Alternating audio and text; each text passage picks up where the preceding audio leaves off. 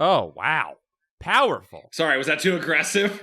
That was like a Hulk clap where it sent like waves of sound and people got like papers got blown back on it's the best Hulk move is the sound wave because it's just the force of his encouragement and applause can devastate you. My secret is I'm always podcasting. I don't know.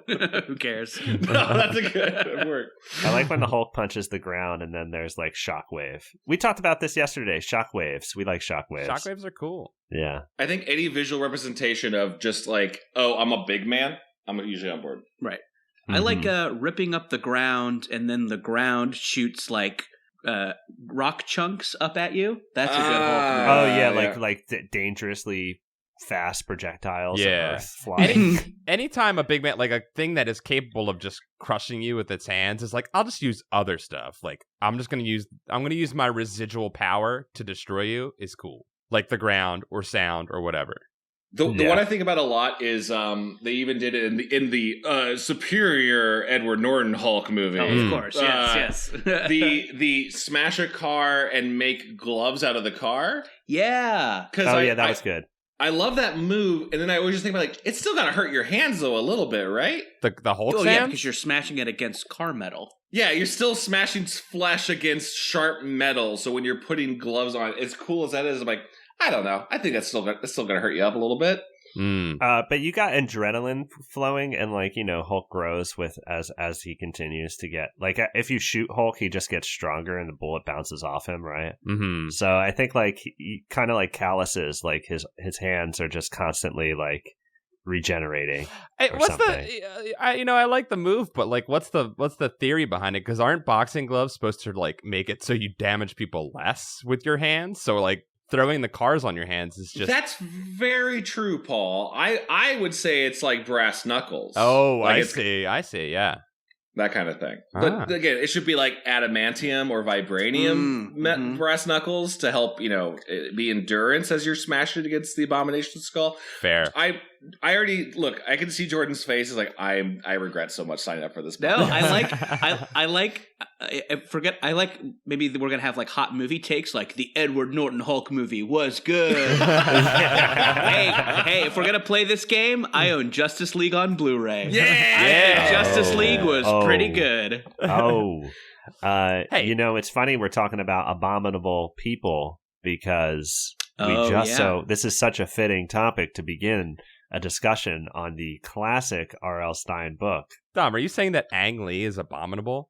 Is that what you're saying right now? Did you see that Gemini Man opened at only 20 million and Addams Family beat it with 33? Yeah, oh yeah. Well, that's not fair to go up against the creepy and kooky Addams Family. Yeah. True. Poor Ang Lee. Not to mention Ookie. You left out Ookie. Oh, I'm so sorry, Ookie. Yeah. Yes. No matter how many Will Smith clones you shove in a movie, he'll never be Ookie. No, he can't. And I think that's what audiences want. They want to be ooked. Yeah, also got to say, to be fair, haven't seen Gemini Man, but the fact that I'm only going to get 2 Will Smiths. Yeah. And I've already seen Resident Evil, Annihilation, where there's at least 6 Mila Jovoviches. You gotta It's simple math. It's simple math. You need more Will Smiths in there. Yeah. I mean, I guess I could watch Gemini Man, or I could watch Multiplicity with 4 or 5 Michael Keatons. Yeah, like 5 Michael Keatons. And if you're looking for something with a frame rate that makes you feel weird, why not watch the PBS version of The Lion, the Witch, and the Wardrobe that came out in the mid-'80s. If you want to look at something that looks like a weird filmed play. That's a good deep cut. Thank you. By the way, we should introduce our guest and friend here on the podcast. Everyone give your digital applause for Jordan Morris, everybody. Yeah. Ow, shockwaves. Too much applause. All the podcast fans applauding. Jordan goes flying out the window. Bye. You might know Jordan from numerous things. Let's see. Jordan Jessie Go, the amazing sci-fi podcast Bubble, or perhaps his great writing on Unikitty. Yeah. I was lucky enough to know Jordan through that as well. Jordan, what are some other things you do? No, you named all the things. Those are the 3 things I do. I care for a cat. It's a full-time job in itself. Absolutely. I'm looking at that cat right now. It's a cute cat named Bug. named Bug. Oh, okay, so what color's Bug? She is gray, mostly with little white feet. Oh, I have one of those. They're great. Yeah. Well, Jordan, we were lucky enough to have you join us for Goosebuds and wrangle you on for the Abominable Snowman of Pasadena, which was Dom's amazing segue that we completely ignored. Oh, yeah, it was really good. Yes. Yeah, well, it's okay. Well, there's a lot to get to, including my introduction. Hi, it's me, Dom, the guy who's here every week. Do you want to list some credits, maybe? I'm a scamp. I'm an internet scamp. You're the Hamburglar of the internet. Yes, that's what I've always wanted to be. Oh man, this is gonna come out before our dark universe, our dark McDonald's universe theory comes out. Yeah, we were just talking yesterday. Oh wow, we really unpacked the McDonald's universe, and it's scary. So you start with like a standalone Grimace movie. Oh, we started with Grimace, yeah, and the red goo that powers him, or the orange goo that's inside of him. Yeah, I think it's the we just said it was the orange soda or the McFlurry shake is his like internal sustenance. Oh yeah, I like that. Yeah, the orange creamsicle shake that flows inside of him, and that's what the Hamburglar's going after. He's trying to crack open Grimace and get a taste of that nectar. Oh, and maybe sorry, I don't mean to pitch on your no. property No, here. please, we're open to ideas. No, we're trying to find out the truth here, so it helps. If the creamsicle shake powers him, is the Shamrock Shake like kryptonite? Is that how you kill the Grimace? We found out that's his uncle. His uncle's what's his uncle's name again? Oh, Grimace? Uncle O'Shanty or something. So I think the dark uncle powers, I think you might be right, are really detrimental to the Grimace's health, which is why he goes into hibernation when O'Grimace shows up. He goes into the Grimace sleep. Right. His mere presence exhausts him. That's how powerful Uncle O'Shanty is. I think that's his name. And isn't the Grimace kind of the Hulk of the McDonald land universe? Oh, Could he send people back with shockwaves? Oh, yeah. Could Grimace throw someone back in time? Yes. Yes. That's what happened to Birdie, early morning Birdie. He threw her too far back in time. Yeah. Sad. So let me ask you this, Jordan. Yes.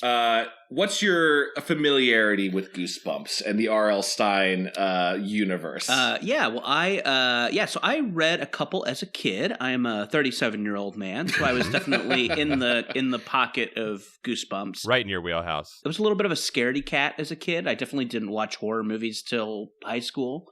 So they scared me a little bit. The one that scared me the most was the Haunted Mask. Oh yes, we've covered that one on the podcast. Yeah, because of the very visceral description of what it would feel like to get a mask stuck on your head. And to me, that really stuck with me. The idea of what if you put on a mask and it fused to your skin? That is one of the scary things of my childhood that stuck with me. Yeah, well, putting on a mask is claustrophobic in its own right? Yeah. I was gonna say, Jordan, are you claustrophobic? Is that your fear, your big fear? Oh yeah, I think so. Yeah, like that, and the Jaws part of the Universal Studios tour were the two big fears. Two of my big anxieties as a kid. Okay. I definitely don't like tight spaces and sharks. Yeah, big sharks. So yeah. Yeah, no, I think you're onto something, Jordan. Young Jordan was onto what is the Thing type Cronenberg type horror of flesh merging with other flesh that's not yours. Right. Yes. But the Haunted Mask hits a thing that even Cronenberg missed, where when you have someone press against your mouth and your little tongue gets caught in the slit of the mask. Oh, it's the fucking worst. It's the worst. Kept me from kissing girls for at least 25 years. What if their faces are secretly masks? Oh God, yeah. I hate when your hot breath is just captured in the mask, and so your mouth and face are just getting moist from your nasty, hot, stinky breath. Ugh. That's what I'm thinking about. You're aware of your own mortality as your own carbon monoxide comes bouncing back at you. Uncomfortable. You get vapor face. So Jordan, you said you had read a couple of books. Had you read Abominable Snowman before this one? No, this is my I kind of picked this because of the SoCal setting. Yes. You're very much a California boy. I'm a California boy. I was born in Orange County. Okay. I'm not born in Orange County, but I was raised in Orange County. I live in LA. Yeah, so I've kind of grown up in California, much like the character in this book, Jordan, who's also named Jordan. I was so pleasantly happy when we found that out. Yeah, did that scare you? That scared me. Yeah, I mean, I'm like, kind of in the first couple pages, you're like, oh, it's a guy named Jordan. He's lived in California all his life. He's never seen the snow, and I'm like, boy, like this is really speaking to me. I mean, if we later find out that he, has trouble committing, then like this is me. Like that's the part I most identify with because, even though I've only been in California for 10 years, boy, oh boy, do I miss that fall weather. Oh. Right? Well, here's something interesting about this boy. He says he's never felt the cold. Real Jordan, that's a lie, right? It gets cold here. It does, yeah. Sometimes you have to put on a cardigan when you want to walk around the grove.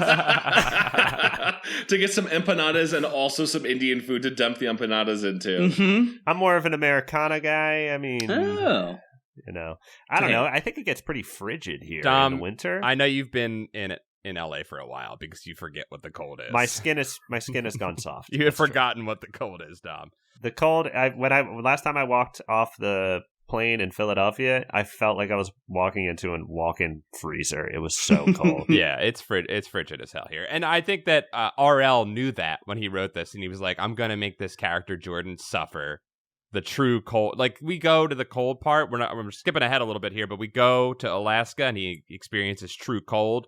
And is over it within like an hour, which is exactly what winter is like. You're like, oh, it's so romantic and nice. No. Yeah, I'd be curious to know because Jordan, in this in the podcast, this terrible experiment we've done, we talk a lot about RL the person, RL Stine, who he was as a kid. We know that he grew up in some sort of Munchausen by proxy type house. This is a little bit of libel or a slander by saying this without knowing for sure. Did we discuss that he has Munchausen syndrome? I don't know if we. I like that. I'm just pitching this. Sorry, this is a hot take I'm pitching without anything talking. I'm into it. I love this. Yeah, I don't know anything about the man. He's an indoor kid, and he'd watch other boys and other girls outside playing, and he hated them. And he'd write these books about terrible things happening to kids. That's not completely off, right, guys? No, I would say you're pretty close there. I think his resentment towards children and their constant bickering in his perspective is pretty. It's in every book. It's definitely in this one. Yeah, and constantly playing cruel pranks on each other. God, that stand in for actual scares in the book. Right, pranks are how kids show each other love in his books. That's like the only way they know how to show love. I also noticed that RL never played with stink bombs as a kid because he talks about blowing a mailbox up with a stink bomb, and we know that RL, it has an actual explosion as opposed to just a smell. I mean, you could maybe stick a lot in there, and maybe the gases would build up, a la your vapors in the mask, and maybe something would happen, but it's going to take a lot. RL, we can tell you weren't a bad kid. Stop trying to please. No, Stop trying to be cool. I would be more on board if RL had started putting where he actually was like a young anarchist, and he was like, if you mix orange juice and hairspray in a trash bag, you get a real cool little bomb, kids. Yeah, maybe like it comes out in some of his teen books. He's like, there were teens at a party eating marijuana. Handfuls of marijuana. And then they became marijuana. Yeah. And then they kissed a beer. Well, I was bringing that up not just to put RL on blast, but also I have a feeling that RL maybe has never seen the snow. Yeah, do we know where he grew up? Let's see. I'll look it up. Somewhere in the Midwest, I think. He's definitely seen the snow because I think he resided in New York. I think he's Ohio. I think he's from Ohio. Yeah, he's from Ohio. He's seen some snow. I guess I just say that because this book, the properties of snow work entirely different than how snow normally works. Well, this book is magical realism, and we'll get to that part at the end. It becomes insane. Why don't we lay down the groundwork a little bit of what this plot is so we can start ripping into it? Well, first off, we meet Jordan and his sister Nicole, I think, right? Yes, or Sickle, as he calls Sickle. And a fucking savage bird. Dude, RL lays that one out and does not explain the joke, which I think was very bold of RL. He let that one just hang, and he let that one speak for itself. Mm-hmm. Now, Jordan, do you have any siblings or anything that also resonated with? I do. I have a sister named Stephanie. Oh, so close. Almost. Still pretty good. I called her Step on Me. Step on Me. Is that real? Fucking equally savage bird. Hell yeah. Is that true? Yeah. Hell yeah. It's also kind of like humble, where you're kind of like, you're still giving her power. Oh, yeah. Right? Sure. She's the one that steps. Yeah. I guess maybe I didn't think that out. No, I'm just Freudian analyzing your old childhood nicknames. Right, I still wanted to give her some agency. I'll workshop it with you, Jordan. Step on P. Terrible thing that she would have happen to her. Hell yeah. Oh, stain her shoes or little slippers. Good punch up. Let's go to lunch. I think that's it for the morning. Yeah, we're not getting any better than that. So we meet them, and we meet their father, who was a photographer, and we find out that their parents are divorced, which I can't remember, guys. We might have gone over this in a previous book, but is this the first divorced parents book? I think so. I wrote that down too. This is the first divorced parents, and she moved to Pennsylvania. Yeah, oddly enough. Oh yeah, that's you, Paul and Dom. That's your guys' hometown. Yeah, odd synchronicities here. We can confirm it does snow there. Yes.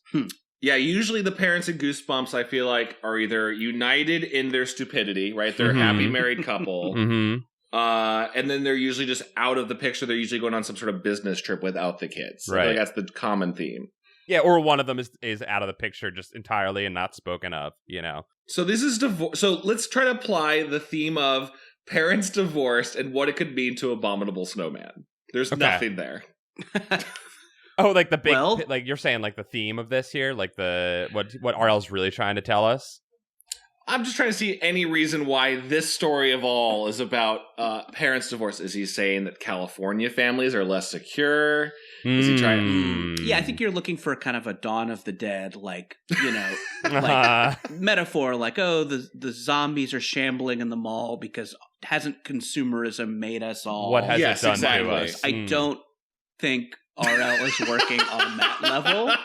How about we really like shoehorn a climate change analogy into this at some point? I think we can. Let's do it. I gotta say, we were learning about global warming in school, and RL or whoever wrote this book, you really missed an opportunity. Now we have to interpret it. You could have made this about global warming, but they didn't. Now we have to make it about that. Now we're gonna make it. That's our liberal agenda. Yeah, sure. Also about how evil nature photographers are. That's also a heavy theme in this book. Well, okay. And we learn about it as he's developing some pictures, and our main character, Jordan, performs a prank on him, which he does a couple pranks in this book that end chapters with a cliffhanger, but it's from first-person perspective, so he's like pranking you in a meta way as well as the people he's pranking. Oh, that's true. Yeah, usually, Jordan. By the way, if I'm Goosebuds explaining any of this, please stop me. Yeah, What is that word there, Chad? I know you were trying to get it. I kind of just kept going through it. I was going to say Goose-splaining. Stine-splaining, maybe, or Stine-splaining. Stine-splaining is good. It's usually our narrator is being pranked himself, right?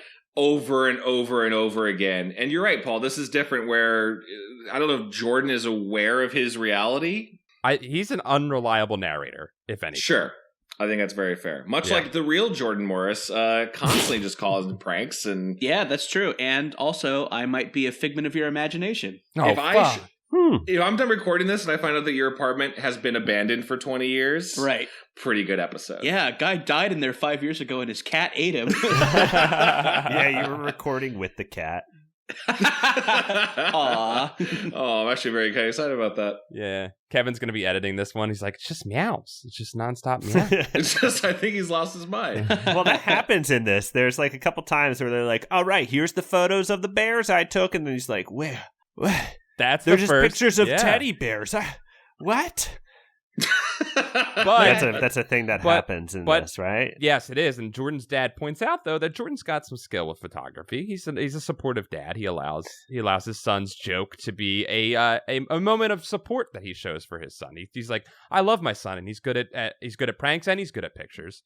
And then he talks about his boring dad prank that he pulls on his photographer friend, which takes up like a whole chapter for some reason.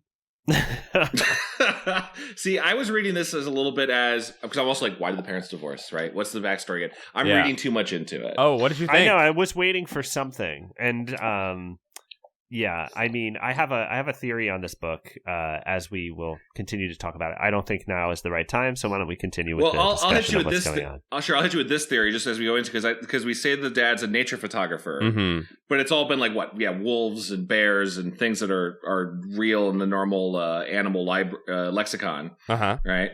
I think that's the word. And suddenly he's like, I gotta go do this Abominable Snowman shoot, right? I gotta go do like I'm suddenly doing crypto stuff. I think this dad was too obsessed with his job, and he's like chasing this white horse or the white whale of snowman, white whale, this white snowman, if you will. And that brought their marriage to crumble.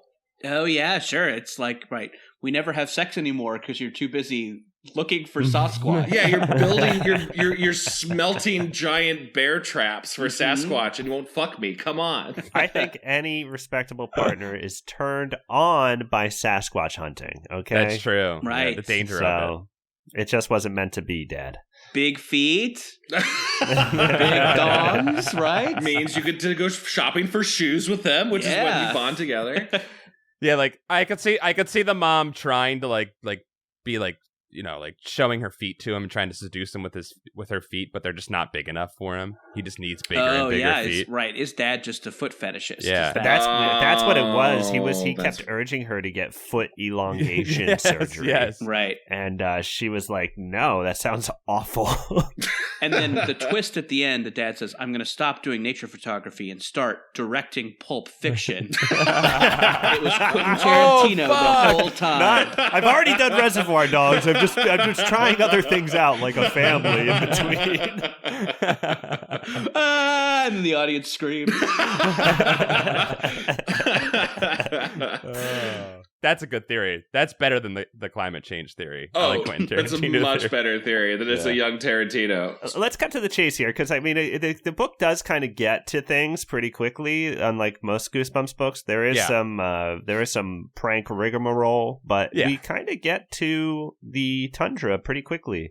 So what happens? We're introduced to the neighbors who, you know, bully both the brother and sister.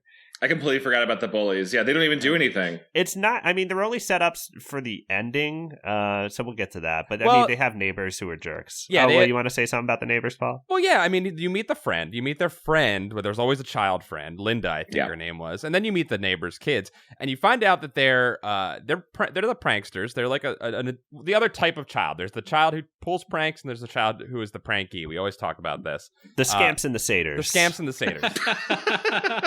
And we find out that they pull pranks, like throwing popsicles at kids' shirts, but they also punch people a lot and cause wounds on these kids. Like they talk about the black eyes. That these kids are abusive. Like they try to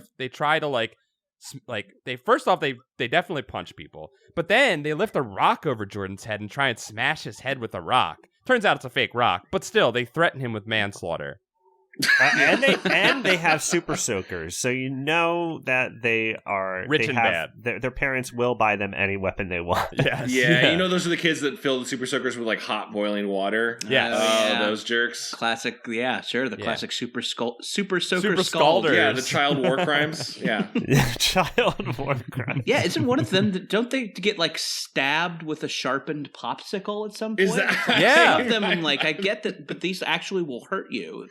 Yeah, the popsicle shivs. It's fucked up. So these kids, I feel like these bullies were being set up in my mind, I was like, the Abominable Snowman comes back to Pasadena, obviously, because it's in the title. Yeah. And this snowman's going to kill these bully kids or something. But well, I think...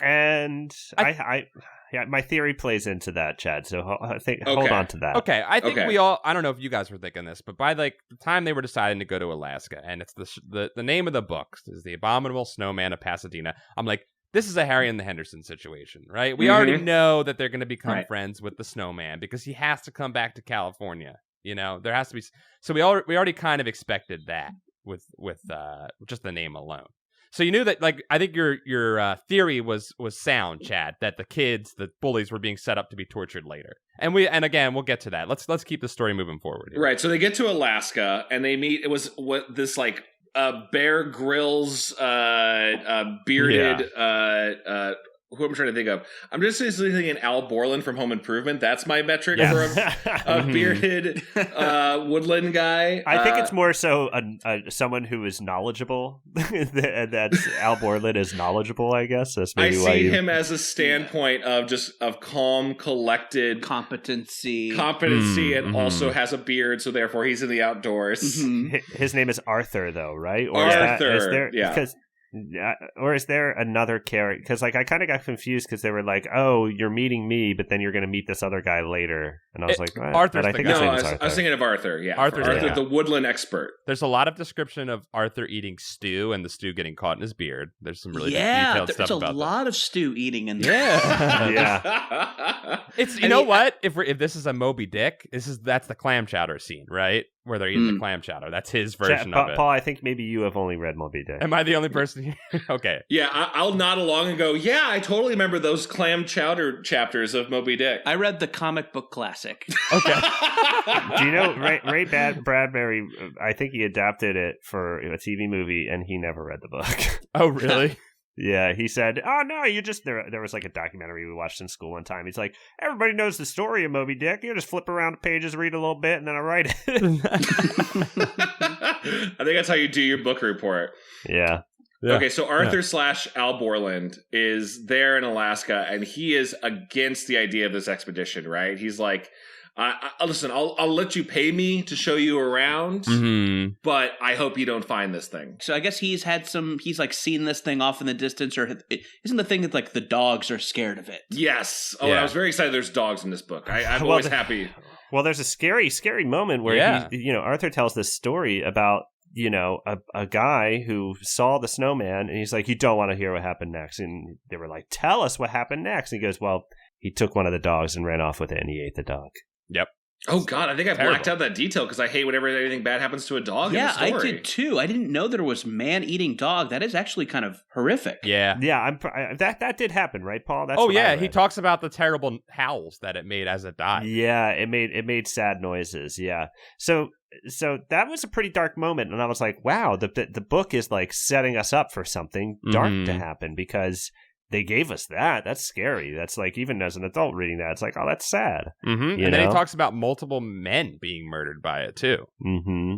Yeah, that's probably the darkest thing I've actually read in a Goosebumps book, other than the mask merging with your flesh, honestly. Yeah. But there was there's been other weird child deaths. Again, I will reiterate, in the second book of this series, the children murder a man with a demon camera.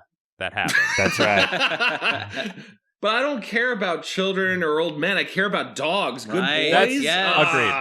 Agreed. 100%. But I was going to mention that fear and that anxiety that they built up was good, but kind of, I was really thrown by, I think we can skip to the part where they go out into the wilderness, and Arthur's like, I don't want to keep going. The dogs are all spooked, and I think deer are all staring at something in the distance. You can't tell what, right? Yeah. And I'm like, oh, this is it. This is the big encounter with the Yeti, the abominable snowman. Yep. And they go into a cave and just find the snowman frozen? Yeah, he's alive, and there's a lot of crevasses in this. Yes. Crevasse heavy. Yeah. Cracks and crevasses. They find the snowman inside a crevasse, but before that, they fall into a separate, unrelated crevasse. I think that's just to set up the idea of the crevasse. Yeah, letting people know that it will be important later. Right. We teach kids about crevasses real quick in this book.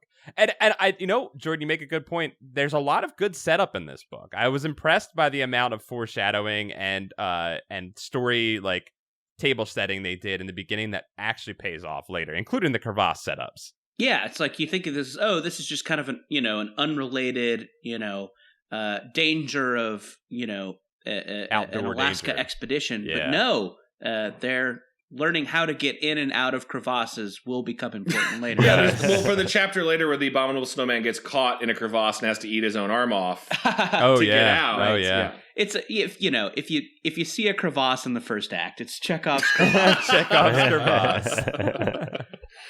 So I don't know how you guys read that scene, but the part where the snowman's just frozen in ice it's cool, but I feel like it kind of robs a lot of the horror of like, oh, this thing's gonna get us. Because it's already captured. But like I thought there was an opportunity to just like kind of like really scary describe like what it looks like, since you can like really look at it. But like I felt that was kind of glossed over too. Like they do it a little bit, but then they start paying attention to other things. Yeah. Well, like snow. Yeah, they're trying to get they know the true killer, the snow around them is what they have to worry, right? And they're trying to get out, and the the abominable snowman escapes. He cracks out of his ice prison. And he picks but up... only partly, I was always confused, but only partly out of the ice, I guess, right? Like a Tex Avery cartoon. He starts just breaking out. Partially, I think he busts out completely, he comes out, right? yeah, Because then he takes the kids. Yeah, he picks up Nicole. Right. He picks Nicole up, and they think that, her brother, Jordan, thinks that she's going to be eaten, but he's sniffing around. He rips open her bag, and he finds the trail mix they have in it, which I thought this might be like a 90s poking fun at those weirdo left coasters and their trail mix. Right. He's eating granola, man. Yeah, right? They wore flip-flops up into the snow drifts, those dumb idiots. Yeah, I was like, all right, RL, ease up a little bit here. But they find it, and he eats the trail mix. Then he finds Jordan's trail mix, eats that, and then he is nice and carries them back to their cabin, pretty much. Yeah. Right? I don't think anything else happened. Low blood sugar. Yeah, that's all it was. Oh, because it's kids' trail mix, so it had like M&M's and like chocolate stuff in it. Absolutely, yeah. White chocolate chips. Oh my god, it's that monster mix where it's mostly just candy. Oh, it's the best. Oh yeah, good stuff. Yeah, so he takes them back to the cabin, and I don't think he does anything else, right? He just leaves. Yeah, and then they go and get that, and they're like, we saw him. We saw the abominable snowman. And then it does that annoying Goosebumps thing where they say, oh, my pranking child, do not prank me. Yes. Well, and we didn't say earlier, sorry to cut you off here, Dom, but we didn't say earlier that Jordan does pull a prank on everybody where he makes a fake big footprint at one point. Yeah, there's a moment where Dad gets real, like dad mad at his son. He's like, God damn it, kid, this is my work. This isn't Pasadena. You can't just dick around.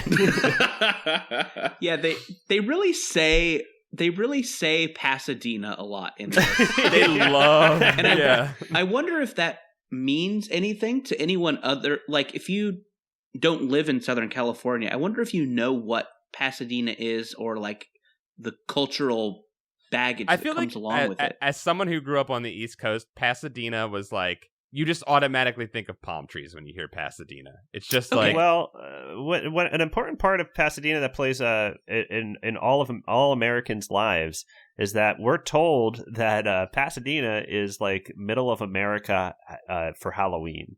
So like the setting of Halloween. It takes...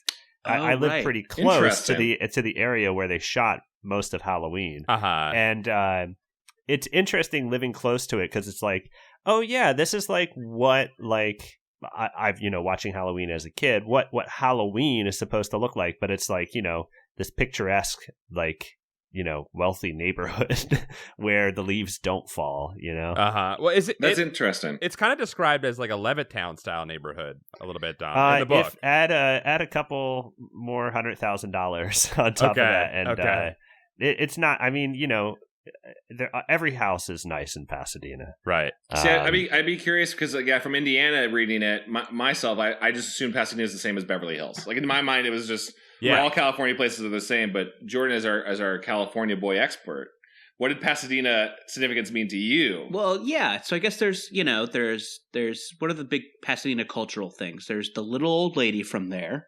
Mm-hmm. Wait, that's right. Mm-hmm. Okay. So it's a place where the elderly drag race. And there's the Rose Parade. Did you guys have the televised Rose Parade growing up, or was that just a Southern California? I know the Rose Bowl Parade. That's Pasadena. Yeah, where they do the floats made of flowers. Yeah. I have to say that I think it was televised, but in Philadelphia, we have the Mummers Day Parade, which is the drunk person's parade. Right, yes. And so we pay attention to that mess. Sorry, what is the use of the word mummers? Paul? Our resident Philadelphian, can you? I don't fucking know why they're called that. I don't know. Why are they called mummers? I think it was just like a term that was called. They were like, oh, all these drunk people. It is literally the drunk person's parade. It's like, okay, all the common folk can come out and have their little party on the beginning of the year. And everyone is just drunk and singing songs. And every child is given one battery to throw. Oh, yes. Oh, yes. The Philly fanatic skips down the streets and gives everyone their battery. It's like some twisted version of Santa Claus. Right. If you're good, the Philly Fanatic will give you 1 9-volt battery to throw. But if you're really good, it's a D battery. Right, yes.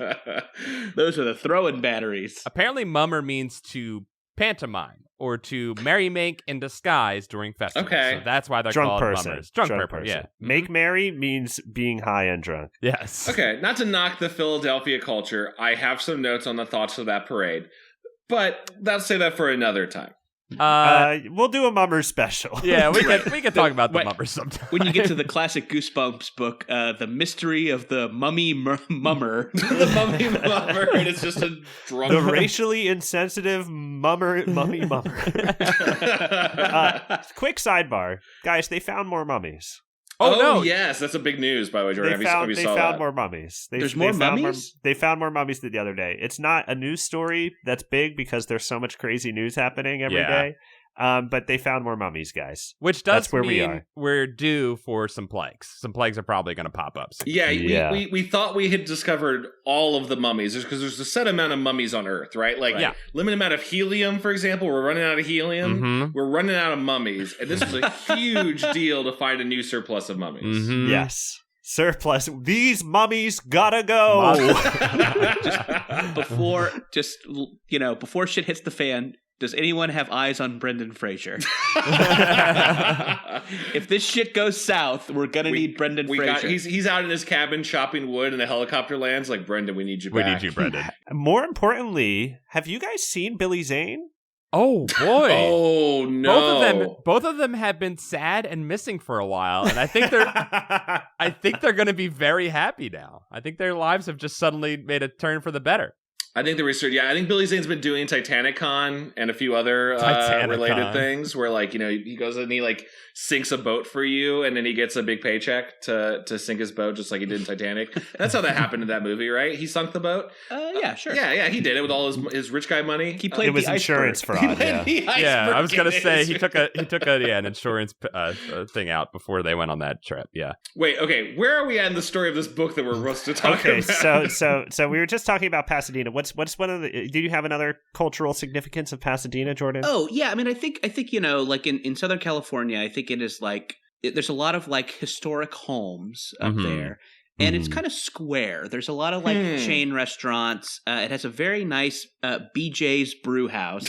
And it's inside an old bank. It's like the most like average chain restaurant in the most beautiful space. Mm-hmm. So I think it's kind of where, like, if you make a little money in the entertainment industry, you kind of move to raise your kids. Okay. Sure. Yeah. Okay, sure. It's the Burbank of California. Yeah. It's like maybe if you did if you did pretty good, you move to Burbank, and if you did a little better than that, you can move to Pasadena. Okay. Sure, I get that. Go to the horse track and also spend your extra residual checks. Yeah, there's probably a good if you wrote a couple episodes of The Big Bang Theory. which takes place, another cultural significance, there is a Big Bang Theory way, because that's where it takes place. It takes place in Pasadena. Oh, I didn't know that. I thought it was how do New you York. know this, Dom? How do you? Because been I was there? I was trying to take the train there one day, and I was like, all right, where does the train get off? And I was like, Big Bang Theory way. And I looked it up, and it was like, in 2018, it was crowned. The mayor of Pasadena, presented it. And he said Bazinga as he smashed a champagne bottle against a street sign. They definitely said Bazinga. Make a right on Young Sheldon Parkway.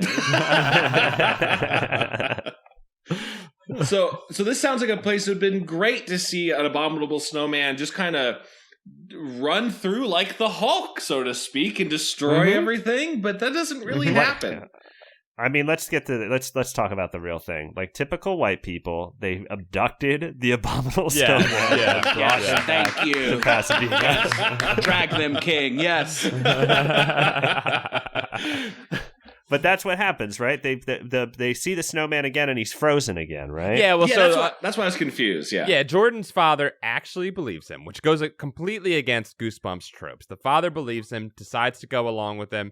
They find the frozen form of the Abominable Snowman, and they just so happen to have a weatherproof casket with them that they. The opposite of a Pizza Hut heat oven bag. Yes, exactly. It was secretly purchased because his dad was like, the kids may die. So yeah, I want to be able to transport their corpses back. It was a deluxe-sized child coffin, yes. I am bringing my kids into the tundra. They're just carrying this big, giant freezer with them the entire way. Yeah. So I guess they call up a helicopter, and without getting into the details if they're slipping this pilot money or whatever, they just get the snowman back to California. Yeah. Oh, and real quick, I just want to say that Arthur does abandon them and takes their food and leaves them to starve in the wilderness by themselves. Oh, he does do that.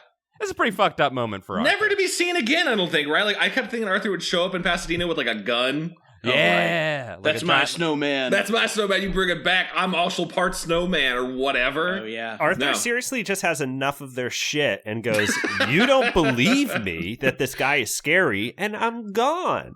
So it's kind of despicable what he does, but it's despicable, but you're right. Their white bullshit deserves to cause them to be left for dead in the wilderness. Yeah, that's fair. That's fair. So we just jump to another premise for a book, which is now Snowman in Pasadena. Right. Who also... but they've also transported magic snowballs with them? Yeah, so that's the best craziest part of the whole book. This is the best part because it just dips into magical realism all of a sudden. I love that. I'm just saying, earmarking it more. That ties into my theory. Keep going. Well, I was just going to say, I think at this point, to me, the book became less about the snowman and more about magic snow. Yes. Yeah. And that it was snow, I guess, around the snowman. It was like in his cave that he's probably, not to be gross, defecated and urinated in. So I don't know if that's what makes the snow magic. I'm gonna go ahead and say probably, because this guy has the power to like create a ice cocoon for himself, and then also to Hulk smash out of it. So I mean, let's talk about the snowballs, though. They throw a snowball, right? Mm-hmm. And it hits a palm tree. Yeah, in Pasadena. They brought it with them. I guess they use that to pack the snow ice. The snowman. Right. Yeah. Snow ice is the most redundant word I've ever said, by the way. I just want to call it out. But yeah, they throw a snowball at each other. And they've been mentioning, by the way, I went back through it. They mentioned throwing snowballs at each other a lot in the book. It's a lot of foreshadowing. They throw and they dodge, and it hits a palm tree. And the palm tree... like Iceman from the X-Men or something, it encases it in ice. Yes. Yeah. Mm-hmm. It's cool. And then they throw another one on the ground and it fills the backyard with snow. And they're blown away because this is magic. It's true magic. The snowman's sleeping through all of this. He's still stuck in the casket. Yeah, he's in their shed. They just they put him in. Dad decides to just put him in the shed till he can. I don't know what they're waiting for. I think he's finding. He's finding the highest buyer, Jordan. He's doing again his white bullshit. He's finding where he can get the most money for this thing. Right. He's calling up rich men and going, y'all want to see a snowman? That's what he does. He goes, I have to go to Los Angeles to go talk to some scientists. You kids don't throw magic snowballs while I'm gone. He drives into LA to talk to some scientists. Yeah. Uh-huh. Like, why would you not bring the body with you? Los Angeles, the beacon of scientific snowman progress. Right, yeah. I was like, where is he going? Yeah, he's like, I have to see a certain director who I know loves big feet. Yeah,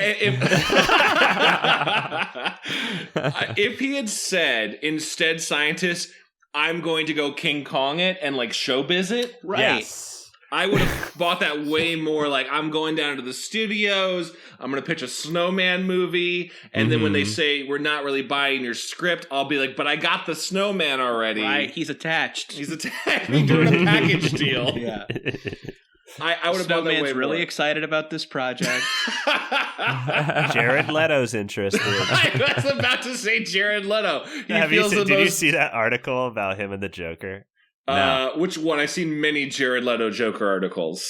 This one was about his. He was so upset about the Joaquin Todd Phillips project that, like, I guess he badgered his agents at his agency, and so much that he went through 4 rounds of teams of agents, and then eventually left the agency because he was so distraught about them making a Joker movie and not letting him be the Joker. I like that because let me pitch you a different third act for this book that doesn't spoil where we're going. Okay. The dad gets a Snowman movie right? He gets it set in, let's say, Paramount, whatever, because it's a mountain. Get it? Nice. Right? And Jared Leto is attached, but Jared Leto doesn't realize they already have a snowman, right? And Jared Leto's like wants to get like really into the role, and he's starting to like mail his coworkers just like snowman dung, which is just his own. Oh yeah, sure. Kind of Yellow snow. And he's like, it's funny. And everyone's like, yeah, I guess Jared Leto, you're getting into character, I guess. And then he finds out, no, there's already a snowman, and Jared Leto's like, I gotta go fucking kill that snowman so he doesn't steal my movie, right?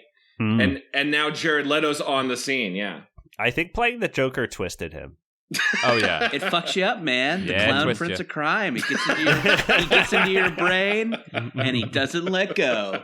There have been in actuality, haven't there been like 3 Abominable Snowman movies in the past year or two? Probably. Well, apparently that one that just came out was just banned in a bunch of countries because it like violated something. I saw a headline about it, but the one with it was the CG animated one with all of the Abominable Snowmen. Do you remember that when that was coming out? Well, I know the DreamWorks Abominable that just came out. Shout out to DreamWorks.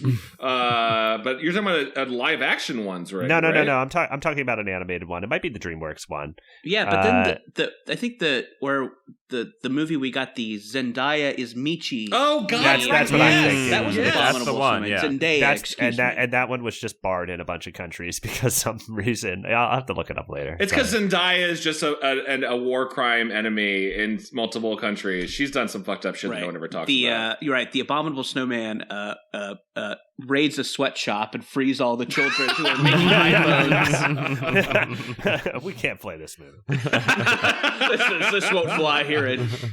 It's the whole movie goes, and then the very last thing before the snowman dies, he turns to the camera and says, "Free Hong Kong." Wow. And they're just like, "Yeah, we can't do anything with this movie at all." Can we just cut that last line? No, it's super important. Oh yeah, there's a DreamWorks movie that came out this year as well. Abominable. Yeah, that's that one. That's that one. I think that's a different one. No, this is the weird thing that happens in animated feature films. Some people think it's studios stealing from one another. I think it's just features are just in development hell for years and years. Where like, out comes Bug's Life. Okay, we're doing Ants. We're doing Finding Nemo. We're doing Shark's Tale. Everyone just had Yetis on the brain, man. You think it's just a zeitgeist thing? You think the zeitgeist is just expressing itself? Yeah, I think there's like I think there's like just kind of a thing of like, okay, we want to do fantasy. Everyone's already done dragons. What's next? And then there's like 3 things you can do anyway. Yeah, and then next year it's all going to be mummies. I'm so excited for Mummy. Drug mummies. Yeah, the mummy shall begin now. Yeah, there's a mummy movie. There's a mummy movie for kids that I saw earlier today. That was a Disney movie where kids. It's like Harry and the Henderson, but it's a mummy. Oh wow. They go camping. They find a mummy in the woods. Yes. John Lithgow grows to love him. Yeah, and then the mummy shouts at him, "Get out of here! I hate you! Go back to your sarcophagus. We don't want you. We've got to keep this mummy under wraps." Oh my god! Before we break the entire all the beats of this John Lithgow mummy movie, none of these fun hijinks happen. That's the in problem. This story. That's the fucking problem. There's no Harry and the Hendersons moment. They do the magic snowballs. It starts to get everywhere. They're like, "Oh god, what are we gonna do?" They get out the trail mix because again, we're in SoCal, baby. We're eating nuts and berries out here. They pull out the trail mix. They wake up the abominable snowman now of Pasadena. And if I may, Paul, I think there's a step right before that, right? The reason they even bring out the trail mix is like kids messing around with their dad's gun. They throw there's some friendly fire and a kid gets frozen. I can't remember which one gets frozen. It's Nicole. Nicole, the sister, gets frozen. Nicole, the sister, gets frozen. Right. And like in my mind, I know it's magic snow. That kid is dead. As soon as they're on ice for more than a couple minutes, that kid is gone. Yeah, brain cells are dying. We've seen the snowman. I guess the snowman, it would seem, returns to kind of a hibernation state. Sure. He eats and then he retreats back into his block of ice. So I think we've seen, and I think, RL is playing a chess game here. All the pieces meticulously arranged on the board. So I think we've seen that this the ice state caused by this magic snow it doesn't kill you, but it kind of just suspends you. Yeah, it's a cryo freeze. You're right. Right. So actually, what these kids have discovered with their father is eternal life. Right. That's true. Actually, that snow's the most valuable thing in the world. Working cryogenics. Yeah. So I guess this is the part of the book where I feel like was the weakest in terms of logic of, oh no, Nicole is frozen. Mm-hmm. What do we do?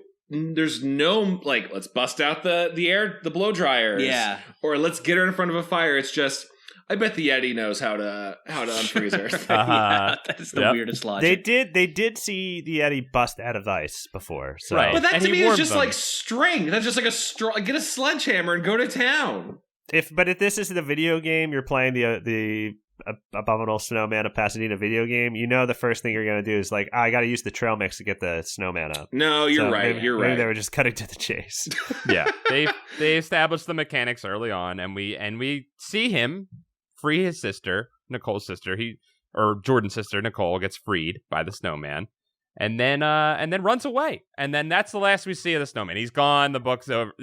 Basically the book's over at that point, right? Well, yeah, he frees her just by hugging her? Yes. Is that right? Is that what happens, I think? Sure, the abominable Yes. hug. Yeah, I read it as maybe trying to crush the life out of this child because Snowman's got to eat. But sure, I guess he's fine. Yeah, he's warming up his snack, his like afternoon snack.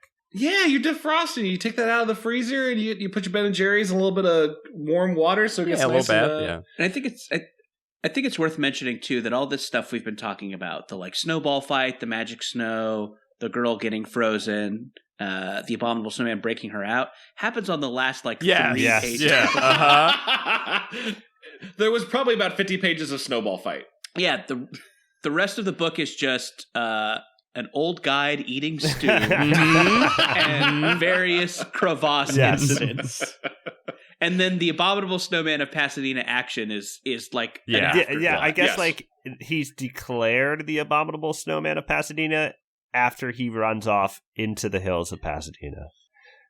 Yeah, where he's going to completely disrupt the ecosystem. Right. Well, let's just. I have to mention this little fact about the snowman. He's only a head taller than the character Jordan. Yes, he says that at one point. So he's a rather small creature. He's like 5 feet tall, maybe. Yeah, it's like 5'3". I hadn't noticed that detail because I was still the cover of the book. I think the Goosebumps movie has the cover of the book or the Goosebumps movie because he's in the movie. He's the one they fight in the roller rink.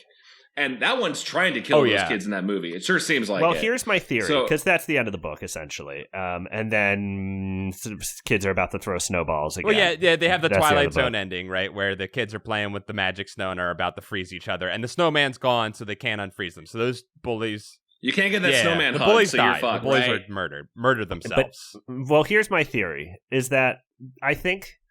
whoever wrote this book, because we speculate, did RL use ghostwriters and such. So whoever wrote this book, I think the first draft they submitted was too scary, and they told him you have to change it because, and that's something I realized reading this book is like, oh wow, I bet a big note that the writers get on all these books is it's too scary. You have to figure out a different way to rewrite the end of the book where it gets scary. And that's why so many of these dilly-dally and then end up in some weird place where like we're suddenly talking about, body swapping with chipmunks.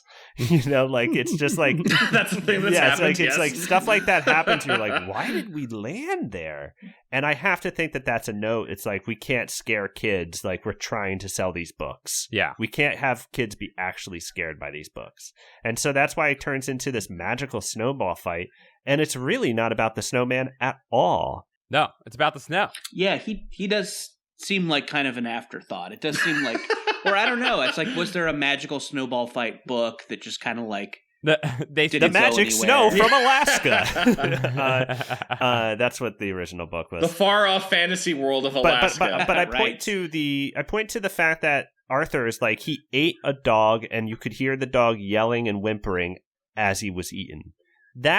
Wait, I want to clarify. Arthur didn't eat the dog. The snowman ate the dog, Yeah, he tells the story of the snowman eating the dog. He's like, you don't want to know this next part. And they were like, tell us this next part. And he said, he took a dog and he ate the dog, and everybody heard the dog being eaten. Like, that is a really dark part. Yeah. That remained in the book. So, Right. like, so the writer set us up there to be like, you're going to see something scary, but then that's the scariest moment of the book. Mm-hmm. And that's it. You're right, and they're kind of going for a bit of a Harry and the Hendersons thing, where like, oh, he only eats trail mix, so maybe he's a vegetarian, and maybe the dog is a misdirect, or maybe he just eats whatever he is, and he's an omnivore. I don't know. I like your theory, Dom. They do set up him like taking dogs for like, I don't know, half the book, and then we don't see any evidence of dogs in his little home cave. What's what I'm saying? I took that as maybe Arthur is an unreliable narrator himself, in terms of either he's selling stories to because he's got a gift shop down in the basement. Stew and books. And he's trying to stew and books. The stew does not have any dogs in it. Do not worry. The stew does have books in it, though. Yeah, it does. That's the forage paper in there. Ground up wet paperbacks. But I like your theory, Dom. I got a vibe, and we've talked about this before in Goosebuds, of that the Goosebump books kind of feel like their stream of consciousness, where it's just kind of like, I wrote myself into a corner, and then what if the dad was a ghost?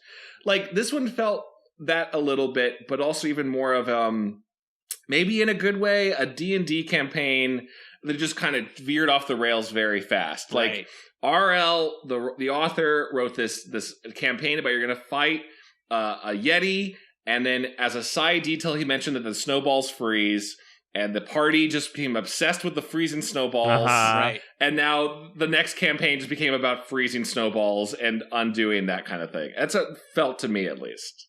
Yeah, I'm with you on that. Yeah. It was pretty disappointing. I mean, on the cover we have the snowman covered in snow that's melting, and he's got his arms around a light pole that he's bending, and it looks pretty menacing. It's a great cover. Yeah. And Jordan, you have the newer book. Yeah, I got republished. So, because mine actually, the book that I got has now a major motion picture. Oh. So this was a kind of dates a it. movie time. Gotcha. But it's even more fearsome snowman, I would say. I think he's got a bit of He's got like a head smashing spot where he like obviously smacks things with his forehead on that little bald spot, Yes, it's a rammer. This reminds me, have you guys ever seen the movie Chud? Yeah, some of it. I haven't seen it in whole. So the movie is called Chud. Chud stands for Cannibalistic Humanoid Underground Dweller. That's correct, yes. This is an 80s horror movie. Yes. I think the cover of Chud shows kind of zombie-like characters kind of popping out from the sewers. Right, it's referenced in Us a little bit, I think. Yeah. There are starring Daniel Stern. Daniel Stern? Oh, yeah, Daniel Stern's in it. There are basically no Chuds in Chud. Oh, man. It is a movie about, like, bureaucratic red tape. I love that. It's a movie about municipal corruption, and then at the very end, you see a couple of Chuds. I wonder if that played into the release of Chud 2, because they made Chud 2, and they said the title line on Chud 2 is "This Chud's for you." Wow. So maybe there's more Chuds in Chud 2. Yeah, I gotta see Chud 2. I can't. Is that the real subtitle of Chud 2, or is that a good bit? I can't tell. No, that's real. That because this Bud's for you. Was that's why slogan. That's why I couldn't tell. I thought it was gonna be like Chud 2 for real. There's more Chuds in this one. Trust us, guys. Sorry about the lack of Chuds in the first one. We swear there's a Chud in here. In fact, there's one for you. There's a Chud for everyone. I mean, it's a bit of a Goosebumps disappointing ending where we don't get the full snowman we want. Jordan, how did you kind of react to the denouement of this book as it is? Yeah, I mean, I was perplexed. I mean, I definitely, you are promised a kind of fun on the cover of this, and with the title too. I mean, of a creature, a mythic creature from another land, kind of rampaging through a suburban paradise. And yeah, I think what you get is an Arctic adventure that's maybe a little more atmosphere than it is action. And then, in the last 5 pages or so, you kind of get this weird mishmash of magic snow and snowman and children freezing each other in blocks of ice. Yeah, it's like Kids Adventure Zone more than anything. Yeah, it's really crazy. I don't know. I think I would be bummed. I think if I was a kid reading this, I would have been pretty bummed. I think I would have been mad at the end. I mean, as far as like, you know, an exercise for a podcast, it was really fun and crazy. Good. But yeah, I think if I was a kid and I got this at the book fair with my, you know, $5, I would have been a little bummed. Hey, let me tell you, after doing 70 of these bad boys, I'm a little bummed. You're just generally bummed. Yeah, in your life. I would say this isn't. This wasn't necessarily the worst one, but it's definitely a goose dud, without a doubt. How have we not said goose dud? Yeah, that's before? strange. Coin, baby, it's coin now. Can you imagine not knowing anything about Goosebumps and then seeing, you know, now a major motion picture on the cover of your copy of Pasadena, and then you're like, wow, okay, well, I'll read this book, and then you finish and you're like, how the hell is this a major motion picture? Yeah, he's kind of like the main. Like they adapted this story. This is kind of this is kind of the main threat. I'd say even more than I don't know if you saw the Goosebumps movie. Or I have not seen it, but I'd say the Pasadena Snowman is like the biggest threat of the whole fucking movie. Like, I mean, and he does more in that than he does in this. Yeah, book. He's like slipping around like an ice rink, and I think they defeat him with a Zumbini, or not a Zumbini, Zamboni. Zamboni, yeah, Zumbini's a kid's adventure game. How about this? Because sometimes we do this when a book is particularly disappointing. Let's fix the ending. Oh, okay. Oh, actually, can I just make one more little comment about the cover? And I definitely think the ending needs fixing. But on the cover of mine, the Goosebumps logo, the drippy Goosebumps logo that we all know and love, is white. So I think they were trying to make it look like snow, but god damn, it looks like cum. God damn, it looks like Goosebumps Jordan? is written in cum. Oh my god, it really does.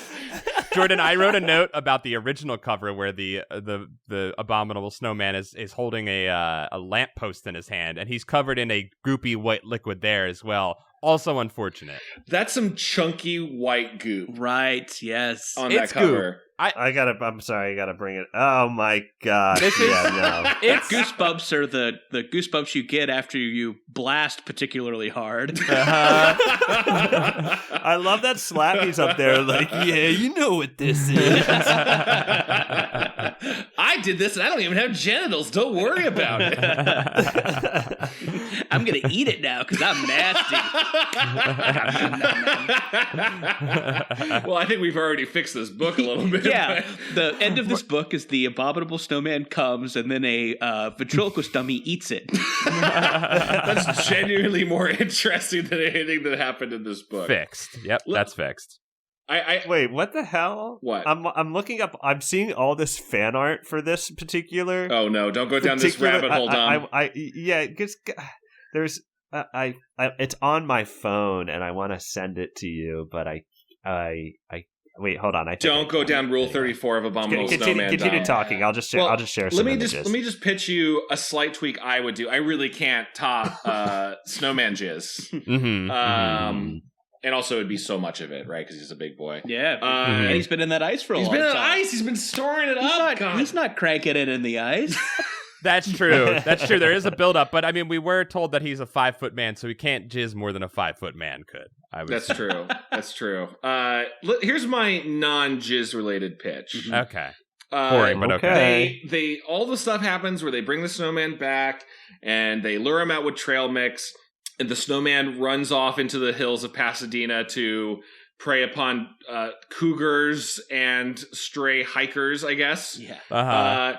And the kids get frozen. Cut to 1,000 years later. The kids are being de-thawed because they've been cryogenically frozen by a snowman scientist. And it turns out that releasing the Abominable Snowman in Pasadena disrupted the ecosystem so poorly, or so much, right, that they took over the entire country. Fucking Planet of the Apes. Planet of the I Apes. love it. Yeah, I love it. And they've uncovered these kids to go like, oh, you're this old artifact of something strange and mysterious. And you get a bit of an I Am Legend, more the book than the movie, where it's like, you're this thing we don't understand and we fear you, kids. And that's the world they live in. Whoa. Wow. And they're called fleshlings. They're like, we found fleshlings. We call pink bellies. Yes, we found the warm ones. And then they just pass the kids around like heat packs to keep everyone warm. Yeah, sure. If the snowman has a bad back, he puts a kid on it. Well, Jordan, so what would you say? You thought this was a disappointment for you? Yeah, I mean, it was very... I just also, Have we disappointed you? Have we disappointed you enough? Was this a waste of your time? I feel like I have to ask that question every time someone comes on this show because it is I mean, Goosebumps I think I was kind of. Do we have to apologize? I was hoping for like something that would be have a little poignancy, and I think as you pointed out, they do add a little bit of realism in the beginning. It's like, these kids are from a divorced family, and are we going to have some sort of metaphor for coping with divorce or a fractured family? Is the dad going to marry the abominable snowman? Something like that. Yeah, that would have been hot. Yeah. This is the love I was looking for my whole life. But yeah, it did. And whoever said that, it kind of is a stream of consciousness, that's kind of how it felt. It definitely felt like just, someone had pitched the title. And they kind of knew at the end the snowman would have to get to Pasadena. And then just kind of snorted some blow and started a typing. So yeah, I think I was maybe kind of hoping this would kind of be one of those surprisingly well done pieces of kind of throwaway pop culture. Yeah. But yeah, YA. Yeah, it was just kind of crazy, and and I definitely think that if I was a kid, this would have been a real bummer. Yeah. How do you fix the ending though? Your own way. Oh, God! I mean, I fucking love Army of Snowmen. No, yeah, that's kind of the best one. Yeah, sorry, I didn't mean to start strong. No, that's really good. But yeah, I mean, I think I would have gotten them back to Pasadena, just quicker. Just have 3 fewer crevasse scenes in Alaska. Get them back to Pasadena at some point. And then I think maybe you can kind of do a Harry and the Hendersons where the snowman becomes a member of the family. And then I think you tie in the divorce thing about like, well, just because we don't have the traditional nuclear family doesn't mean that this doesn't work for us. It's making your found family, creating your own family. And I think these are like great themes. And then, at the end, John Lithgow has to chase the snowman off. And a ventriloquist dummy. Get out of here! The ventriloquist dummy eats his cum. I really like the Harry and the Hendersons tape because, like, Abominable Snowman of Pasadena. Okay, Snowman comes back to Pasadena, gets a job at the Huntington Library. Everybody loves him. He's a little celebrity. He is the leader of the Rose Bowl parade. Ladies and gentlemen, here's your Pasadena Snowman. Oh, that's great. And he's like, he's parading down. They got Roy Rogers' horse is always in the Rose Bowl parade. Oh, yeah. So they got that dead stuffed horse, and he's leading it. He's like, "Come with me, you crazy people." Yeah, I think he's just riding a stuffed horse because no horse would let him ride them. And then I think then I think he spooks. He's accepted by the community. I love that. He's so different than your usual Pasadena resident. But he's got to die. He's got to die at the end. Of course, yes. Because then there's like an open viewing, and he's covered in roses. Like Pasadena. I think he dies, and then his snow magic brings a Christmas winter to Pasadena for the first time. I like that.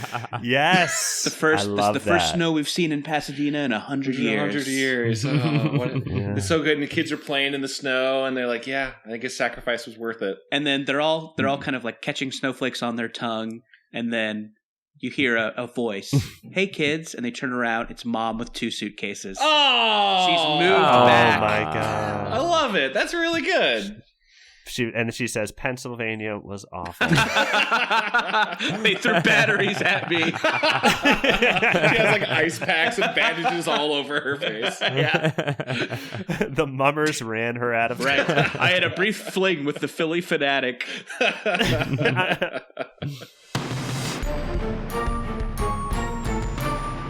Guys, I think that's been a pretty good Goosebuds. Yeah, I think we did a great job tearing apart a dud.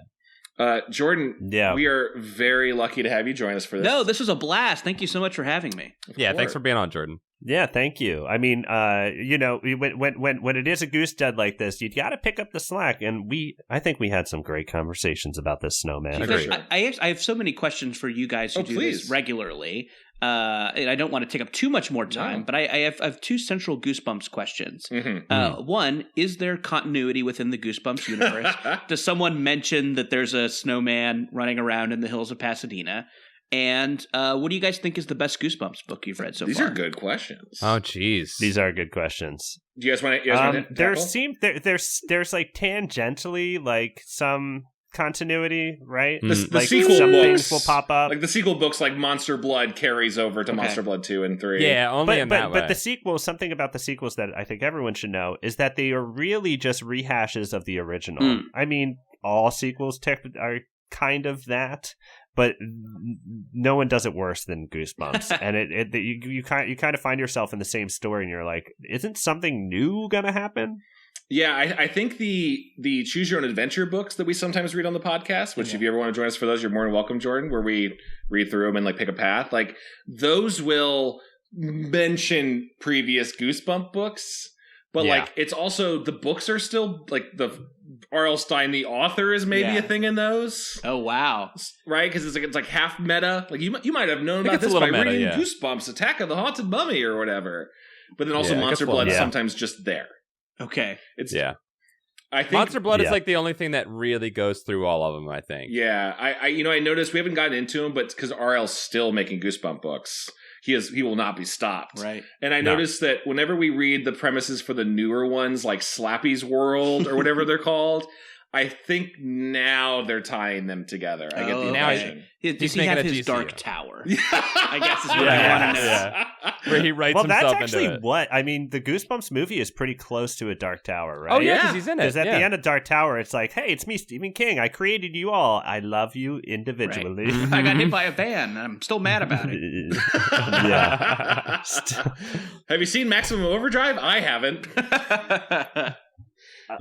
I was on cocaine. The best book, I think we can all agree, is The Horror at Camp Jelly Jam. So far, that's still the best one. Yeah, I don't know if you read that one, Jordan. No, I didn't. Indentured child slaves, a big old monster underneath the camp, smelling real bad. Great. Pretty good. It's the scariest one. One, I think. It eats children. The monster eats children. Eats children, and even the cover of just like a guy who looks like Ed Grimley on the cover, just like kind of grinning. Pretty good. Pretty good. Okay. Yeah. Highly recommend scary. It. I think I answered your questions, but no, thank you. No, that's great. This is a fascinating little world that you guys have set up camp in. We've set up a terrible, terrible burden for ourselves, and we're happy to have you. Thank you. Share this with us, Jordan. Obviously, we mentioned earlier in the podcast stuff you do, but if you're listening to this podcast and want to know more about the Jordan Morris world, yes, what should they check out? Yeah, I do a weekly chat show, not unlike this one, but just without the framework of Goosebumps. So if you liked the bullshitting part of this, I do a podcast called Jordan, Jessie Go. We have great guests on every week, and we just kind of shoot the shit. That's over at MaximumFun.org. But I feel like I need to call a way more popular, successful podcast than this was. We just have more episodes. People will slowly realize that there are podcasts out there with premises they could listen to. If the Goosebumps didn't just bog us down, because it really beats you down after reading more than 3 of them, we maybe have more episodes. And I did a kind of a sci-fi comedy podcast called Bubble that is still out there for all to listen to. And maybe the elevator pitch would be Buffy Goes to Silver Lake. So it is a kind of a monster fighting show set in the world of hipsters. And that's out there wherever you get podcasts. It's called very Bubble. cool. Oh, thank you. You got some awesome actors on there too to read for it. I was going to say some names and I realized I know no names. Oh no, that's okay. Yeah, I can say the names for you. We got Allison Becker from Parks and Rec as our lead in there. So good. Mike Mitchell from Love on Netflix is in there. Mike is great. Also of the Doughboys podcast royalty. Keith Powell from 30 Rock, Cristela Alonso, and a bunch of cool, just kind of random guest stars. The McElroy brothers, John Hodgman, Judy Greer. It's Bubble. It's 8 episodes, and it's a ton of fun. It's very, very cool. And where should you go to check that one out? That is wherever you get podcasts or at MaximumFun.org. It's very cool. And Jordan, what about your internet stuff, socials, anything like that? Oh, yeah, at Jordan_Morris on Twitter and nowhere else. I don't do any other websites. I refuse. I respect that. Thank you. Yeah, dudes, I think that's been a great episode. I have nothing else to say. I'm abominabled out. I have had enough of this. I'm ready to crawl into my crevasse and die. Yes, I'm going to be cocooned in ice, and if you give me a hug, maybe I'll be back for the next Trail episode. mix for everyone. Cool. Thank you again, Jordan. Thanks. See you guys. Thank you. Bye-bye. Bye-bye. Bye-bye.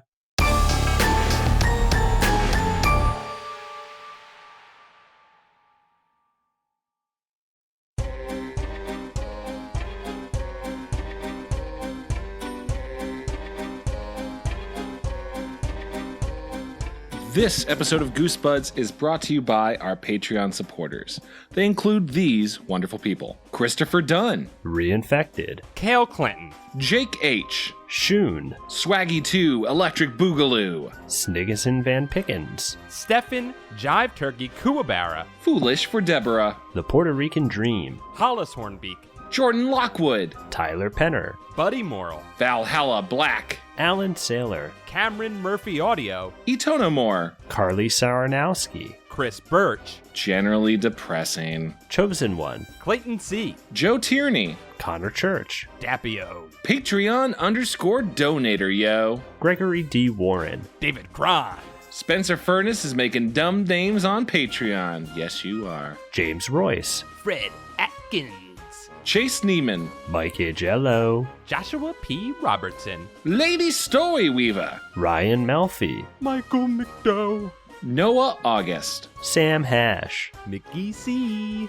Tom Whitham, Vincent Modica, Mike Lanteri, Yeah, Luke Noodles, Nathan Dolezal, Ryan Kite, Aiden Alexander Dace, Nick Hinkle, A Pair of Scots, Bradford Coulter, Elcade, Cotta Glass, Dylan Vaughn, French onion supine. That's great. I want French onion soup now. Shit. Danger Tits, Jin K, Jared Mason, John the Howling Eye, Duda, Jonas Ingman, Jim Greaves, Llama Consultant, Rich Hilborn, Nat2 Pearl Henderson, Nicholas Johnson, Toothless Barry the Whistler Bostowitz, Joshua Lopez, Andrew, Hansel and Gretel was an inside job, Jadzak.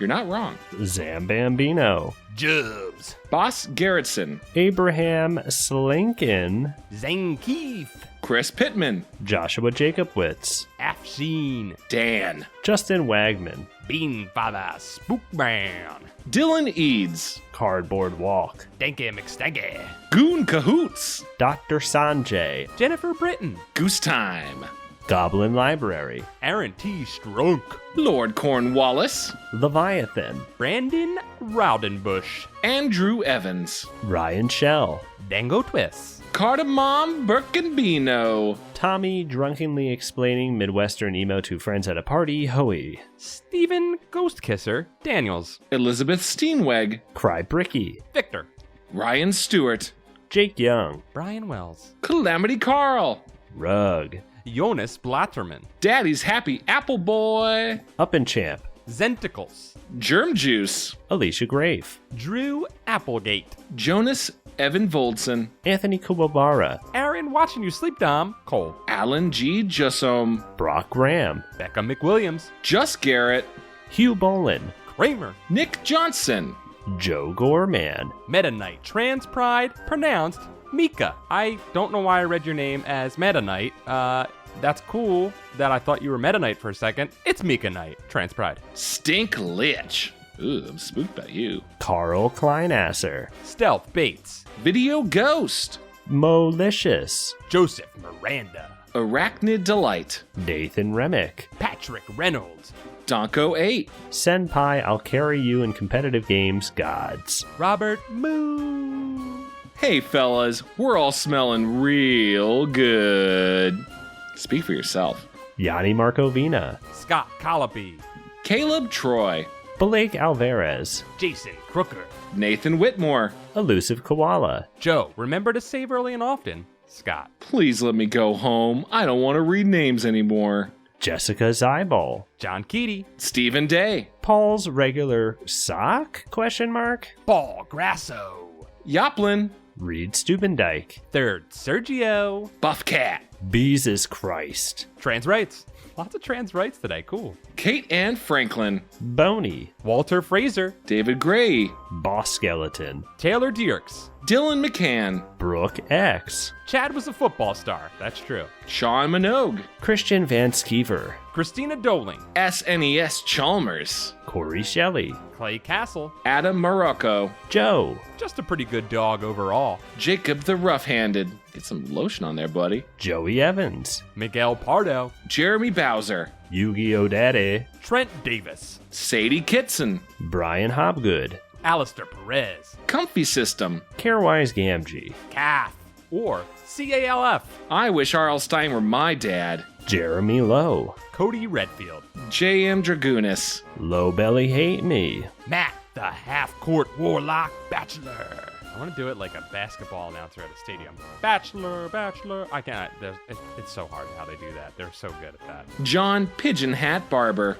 Rocky Raccoon. Randy Hernandez. Megan McCormick Mason. Trendy Moron. Zach Connor. Ishak Arafin. Ryan Carroll. Maddie. Anxious Serve. Matthew Spooky Noises of the Unexplained. Cameron Hansen. And Scottie Pippen, the most underrated part of the Bulls. Thank you, everybody!